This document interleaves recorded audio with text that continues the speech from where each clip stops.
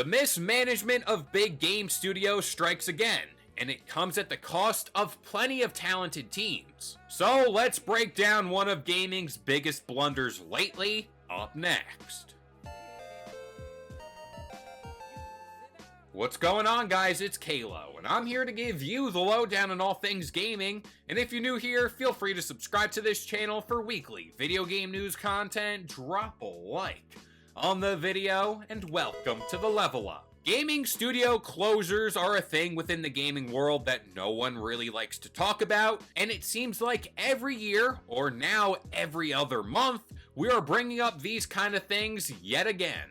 Now, today's focus is on Monolith Productions, who are famously behind games like Fears 1 and 2 and the Shadow of Mordor series. But Monolith isn't the only casualty with this sad wave of news, because Warner Brothers is shutting down Player First Games and WB San Diego. And quite honestly, I wish that's where the story stopped. Again, my heart goes out to everyone affected by this, but there's more to talk about. But the Wonder Woman game that was seemingly in development hell for what seems like ages now has officially been canceled. Now, again, stories of that game and its rather rocky development have been circling for what seems like my whole damn life now. And stories continue to pop up here and there throughout the years, which, funny enough, I think a few weeks ago, I could have sworn I seen a story about this game and how bad things actually were behind the scenes. I believe that story involved the idea of completely rebooting the game, and it looks like after a lot of consideration, it's just best if everyone move forward. Now, I'm not going to sit here and spew facts on today's video because, quite frankly,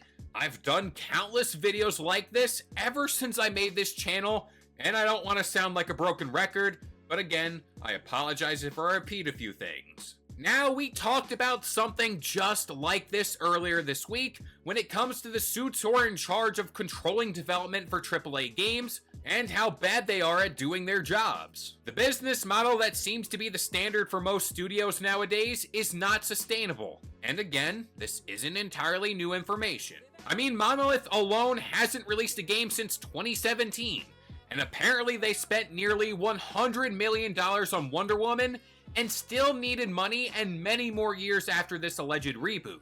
So when you spend that kind of money on a game with no return on investment, then you are outright negligent. You are not running this studio the proper way, let alone developing games the right way. I'm also not saying this as I know how to fix everything, but again, you spend $100 million on a game and you have nothing to show of it, and you cancel it? Again, we've seen many times that one flop could sink an entire studio, but in this case, it didn't even get out the gate. Now the bigger question, what did Warner Brothers have to say about all this? Well, let's look to a statement given to Kotaku that kind of breaks everything down. Quote, "We have had to make very difficult decisions to structure our development studios and investments around building the best possible games with our key franchises Harry Potter, Mortal Kombat, DC, and Game of Thrones. After careful consideration, we are closing 3 of our development studios: Monolith Productions, Player First Games, and Warner Brothers San Diego. This is a strategic change in direction and not a reflection of these teams or the talent that consists within them. The development of Monolith's Wonder Woman video game will not move forward. Our hope was to give players and fans the highest quality experience possible for the iconic character, and unfortunately, this is no longer possible with our strategic priorities. This is another tough decision, as we recognize Monolith's story history, delivering epic fan experiences through amazing games. We greatly admire the passion of the 3 teams and thank every employee for their contributions. As difficult as today is, we remain focused on and excited about getting back to producing high-quality games for our passionate fans and developed by our world-class studios and getting our games business back to profitability and growth in 2024 and beyond."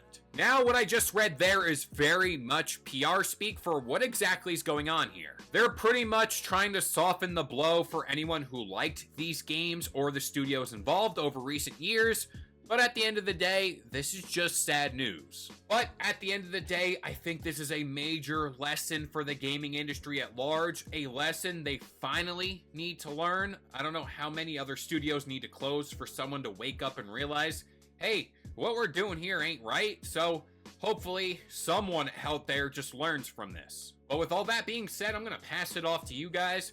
What do you think about all this? But that about does it here. I've been K-Lo, I gave you the lowdown on all things gaming, and if you're new here, feel free to subscribe to this channel for weekly video game news content, drop a like on the video, and this has been the Level Up.